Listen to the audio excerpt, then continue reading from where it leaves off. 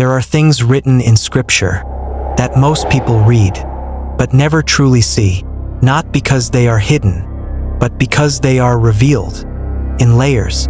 And in the story of Job, there is one detail that changes everything, not the suffering, not the loss, but the conversation that made it all possible. Because before anything was taken, before anything was touched, a question was asked. The story does not begin on earth. It begins in a place unseen. In the book of Job chapter 1, a conversation is taking place, and among those present, Satan appears, and then God does something unexpected. He draws attention to one man. Have you considered my servant Job? Blameless, upright, a man who fears God and turns away from evil. For a moment, sounds like honor, but then the silence is broken. Does Job fear God for nothing?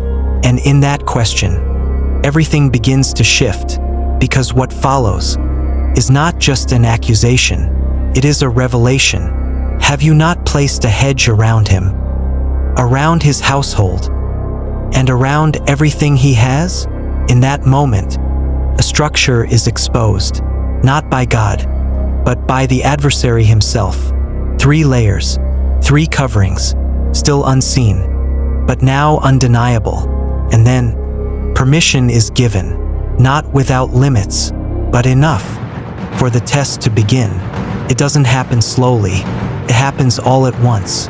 Messengers arrive, one after another, each carrying the same message. Lost, everything Job owned, taken, destroyed, gone. Without warning, the first layer has been touched, a covering over his possessions. But the attack does not stop there. Another message comes, a great wind, collapsing house, and inside, his children. In a moment, silence replaces everything. The second layer, now exposed, a covering over his household, and still, it isn't enough. So the attack moves closer, not to what he has, not to who surrounds him, but to him. His body is struck. Pain covers him from head to toe. This is where it should end, but it doesn't, because even now, there is a boundary, a line that cannot be crossed, because one covering was never removed. What happened to Job was not random. It followed a pattern, a sequence, one that was later spoken clearly. In the Gospel of John chapter 10, verse 10, the thief comes only to steal, to kill, and to destroy. And in the life of Job, we see it unfold.